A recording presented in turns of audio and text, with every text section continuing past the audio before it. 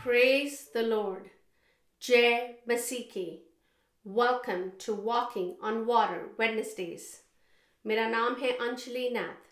आइए हम मिलकर परमेश्वर पर निर्भर होना सीखें। आज हम अपने गलातियों की पत्री की स्टडी को कंटिन्यू करेंगे। आज हम चैप्टर 2 उसकी वर्स 11 से लेकर 14 को स्टडी करेंगे। Martin Luther said, "My neighbor is every person, especially those who need my help." As Christ explained in the 10th chapter of Luke, even if a person has done me some wrong or has hurt me in any way, he is still a human being with flesh and blood. As long as a person remains a human being, so long is he to be an object of our love. Hindi में पढ़ूंगी। मेरा पड़ोसी वो हर एक व्यक्ति है, विशेषकर वे जिन्हें मेरी सहायता की आवश्यकता है। जैसा कि मसीह ने लूका के 10वें अध्याय में समझाया है, भले ही किसी ने मेरे साथ कुछ भी गलत किया हो या किसी भी तरह से मुझे चोट पहुंचाई हो, फिर भी वह मांस और खून वाला इंसान है।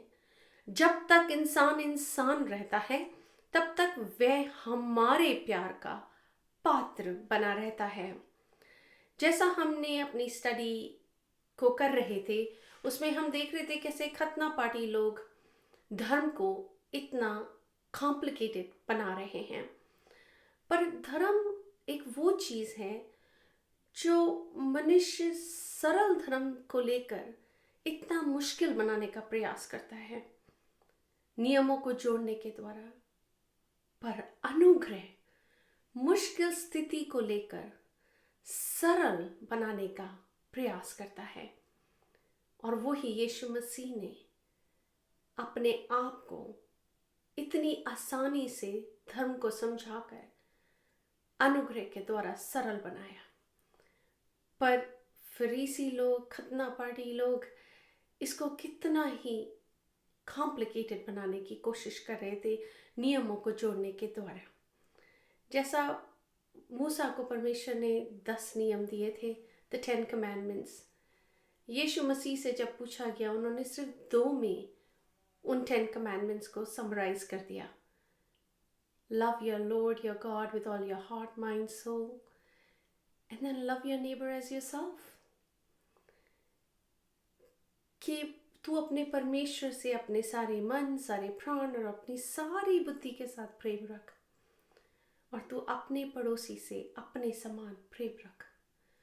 और यीशु मसीह ने कहा, अगर तुम ये 2 आज्ञाएं मान सकते हो, then it'll just kind of overflow into everything else.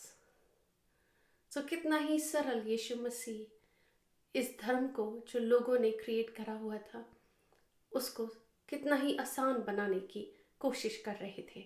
Verse 11, पर जब कैफा अंताकिया में आया तो मैंने उसके मुंह पर उसका सामना किया, क्योंकि वह दोषी ठहरा था। तो हम यहाँ पर इन पदों में इस चीज़ को स्टडी करेंगे कि कैसे पौलुस पतरस के साथ फेस टू फेस वाद विवाद कर रहे हैं। इससे पहले हम उस चीज़ को स्टडी करें, मैं आपके साथ एक स्टोरी शेयर करना मांगूंगी। वो प्रेरितों के काम में हमें मिलती है, उसके 10वें अध्याय में, जब पतरस की भेंट कॉर्नेलियस के साथ होती है।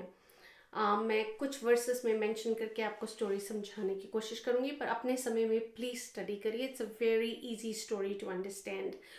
सो परमेश्वर कॉर्नेलियस को एक दूत भेजते हैं और बड़ी स्पेसिफिकली बताते हैं कि पतरस को बुला भेज, वो चमड़े के धंधे करने वाले के पास अतिथि है, ऑल स्पेसिफिकेशंस गिवन, उसको अपने पास बुला भेज। वो अपने सेवकों को भेजता है और कि वो पतरस को उसके घर लाएं। इतने में ही एक और दूत पतरस को विजिट कर रहे होते हैं, और इससे पहले वो होता, पतरस एक विजन देखते हैं कि एक चादर सी आसमान से उतर रही है, उसमें कई प्रकार के जानवर हैं, आकाश के पक्षी हैं, रेंगने वाले जंतु हैं। परमेश्वर पतरस को कहते हैं कि खा, और वो कहता है मैंने कोई पवित्र चीज कभी नहीं खाई। देन वो जो स्वर्गदूत होते हैं वो उनको अपियर करते हैं और कहते हैं कि देख तेरे को लेने कोई आ रहा है, उसके साथ चला जा। एंड वर्स 10 उसकी 28 में लिखा है, पतरस ने उनसे कहा, और तुम जानते हो कि अन्य जातियों की संगति करना या उसके यहाँ जाना यहूदियों के लिए अधर्म है। तो यहाँ जब उनको बुलाया जा रहा था उनके घर विजिट करने के लिए, तो ऑफ कोर्स पतरस कह रहा था no no no no no, हम यहूदी हैं, हम ये काम नहीं करते। सो आगे वर्स में लिखा है, परंतु परमेश्वर ने मुझे बताया है कि किसी मनुष्य को अपवित्र या अशुद्ध ना कहूं। तो इसीलिए परमेश्वर ने पीटर को इन द मीन टाइम एक विजन दिखाया था, जिसके द्वारा वो उनको ये सिखाना मांग रहे थे कि हम कौन होते हैं किसी मनुष्य को शुद्ध और अशुद्ध डिक्लेयर कर सकें। सो जब वो कॉर्नेलियस के घर जाते हैं और वो प्रीच करते हैं और उनको सुसमाचार सुनाने के लिए बोला जाता है, तो वर्स 34 में लिखा है, तब पतरस ने कहा, अब मुझे निश्चय हुआ कि परमेश्वर किसी का पक्ष नहीं करता, वरन हर जाति में जो उससे डरता है और धर्म के काम करता है वह उसे भाता है। और जब पतरस सुसमाचार का प्रचार करते हैं, पवित्र आत्मा उतरते हैं और लोग पवित्र आत्मा से भर जाते हैं, which is so evident कि पतरस जब अन्य जातियों में परमेश्वर के भेदभाव को अनुभव नहीं करते बट यूनिटी को अनुभव करते हैं, तो परमेश्वर ने पतरस को भी इस चीज का अनुभव कराया हुआ था कि वो अन्य जातियों से कितना प्रेम रखते हैं और वो परमेश्वर उनके तरफ भेदभाव नहीं रखते।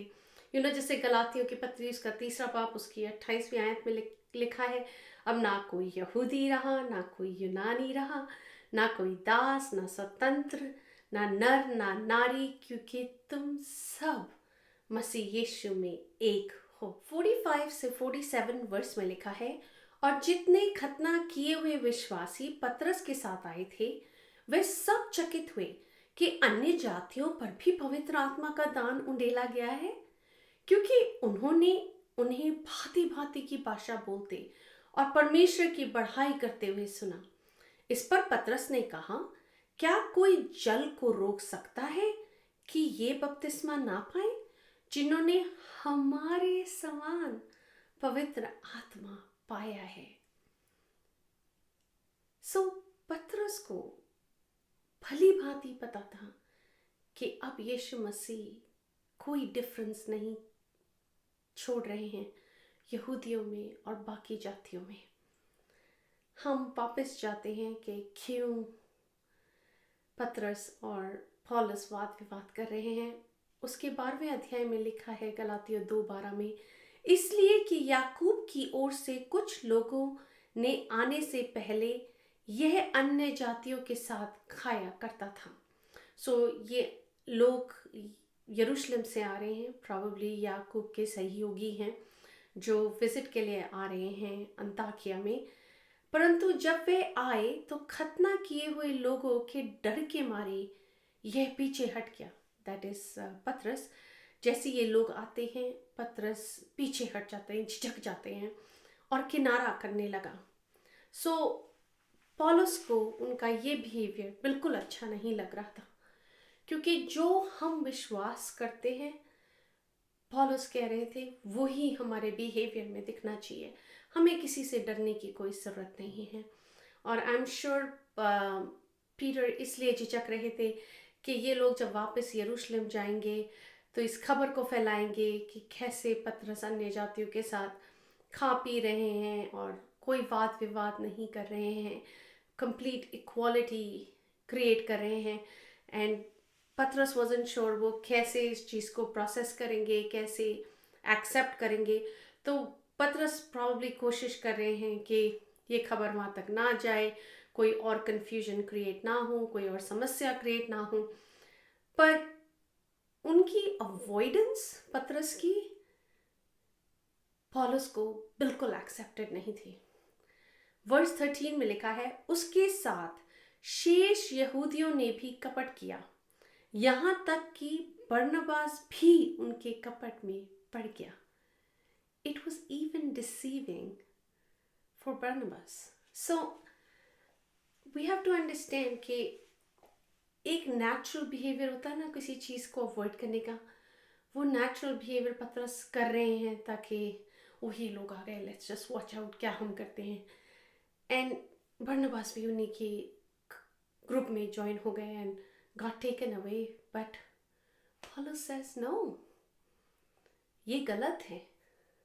हम क्यों दो राय क्रिएट कर रहे हैं किसी के मन में, बिकॉज हम इनको कंफ्यूज होने का एक और अपॉर्चुनिटी दे रहे हैं जो गलत है। यीशु मसीह ने हम सबको एक किया है, चाहे यहूदी हो, चाहे यूनानी हो, चाहे कोई क्यों ना हो।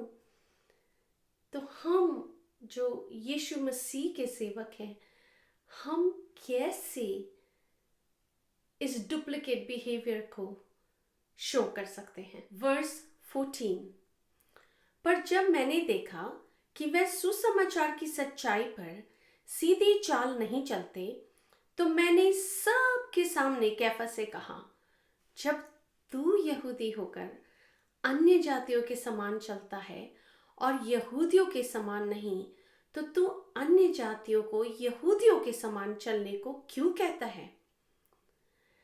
हमें ये बहुत इंपॉर्टेंट है समझना इस समय कि Peter was like the number 1 apostle. पतरस इस हमें बहुत ही ऊंचे डिसाइपल या अपोस्टल कंसिडर करे जाते थे, प्रेरित।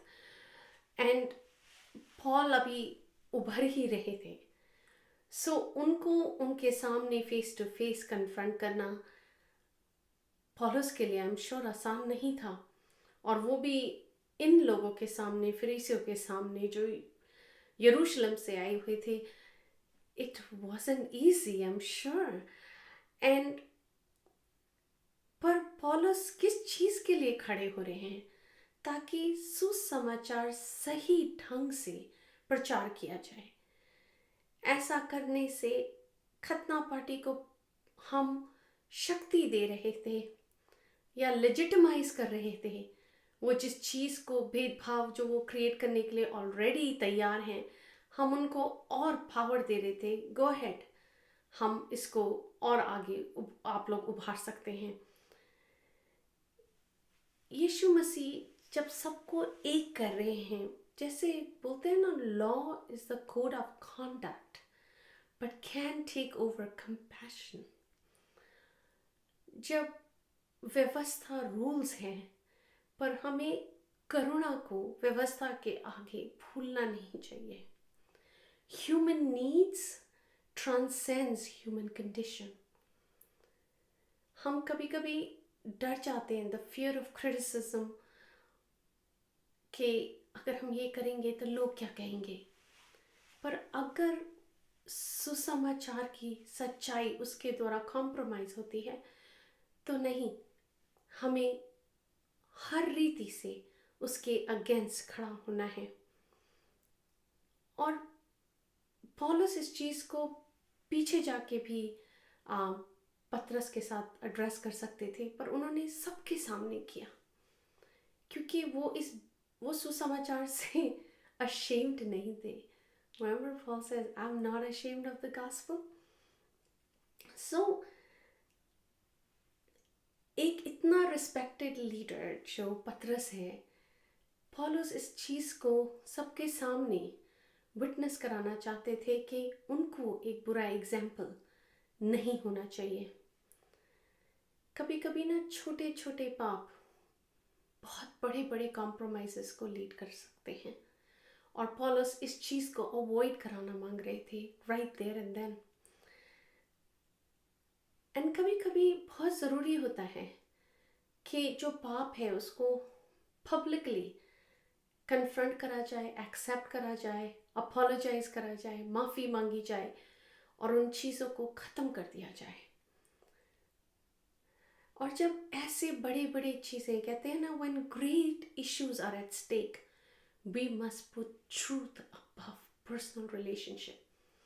तो चाहे प्रेरितों में आपस में कैसी ही दोस्ती क्यों ना हो और बहुत गहरी दोस्ती क्यों ना हो, पर जब सुसमाचार के लिए, सच्चाई के लिए खड़े होने की बात आए तो हमें उन तमाम रिश्तों को भी कभी कभी उनके आगे खड़ा होना पड़ता है, उनके अगेंस्ट खड़ा होना पड़ता है। और ये हमारी रियल लाइफ में भी इम्प्लाई होता है। चर्च में, उनकी सेटिंग में जो डिफरेंट टाइप के लोग आते हैं, हमें जस्ट उनको अपने कुंभ में जोड़ने के लिए सुसमाचार के साथ कॉम्प्रोमाइज़ करने की ज़रूरत नहीं है, पर सुसमाचार में खड़े होते हुए उन्हें सुसमाचार समझाते हुए अपनाने की ज़रूरत है। आइए हम इसको यहीं पर आज ख़त्म करते हैं। मैं आपको इनकरेज करूँगी कि आप इस स्टडी को अपने टाइम पे कंटिन्यू करें और होने दे, पवित्र आत्मा को अवसर दें कि वो आपसे बोले और बातचीत करें। आइए हम प्रार्थना करते हैं। पिता, मैं यीशु के नाम से आपके समीप आती हूँ, आपका धन्यवाद करती हूँ। खुदावंद, आपका वचन हमें कितनी गहरी बातें सिखाता है यीशु मसीह, कि कैसे सुसमाचार में कितनी सामर्थ्य है, कैसे यीशु मसीह ने यहूदियों में और हम में कोई डिफरेंस नहीं किया। पुराने नियम में आपने जोना को भी भेजा। आप चाहते थे कि वो नीनवे में जाए खुदावंदा और तेरे लोगों को सुसमाचार सुनाए। Assyrians weren't the greatest people either. वो इतने ही पापी लोग थे, पर फिर भी आपने अपने दास को अन्य जातियों में भेजा। आपका प्रेम सबके लिए एक समान है, एक समान था, एक समान है और एक समान रहेगा। आप मनुष्य जाति से प्रेम करते हैं, किसी एक जाति से ही प्रेम नहीं करते। हम आपका धन्यवाद करते हैं कि आपने अपनी बड़ी बुलाहट में हमें बुलाया है। हम इस आने वाले समय को, आने वाले हफ्तों को आपके हाथों में सौंपते हैं। पवित्र आत्मा, आप हमें गहरी बातें अपने वचन में से सिखाएं। हम हर चीज़ को, हर बात को आपके हाथों में देते हुए यीशु मसीह के नाम से मांगते हैं, सुन और दया से ग्रहण करें। आमीन। Praise the Lord. God bless you. Stay blessed. Stay safe.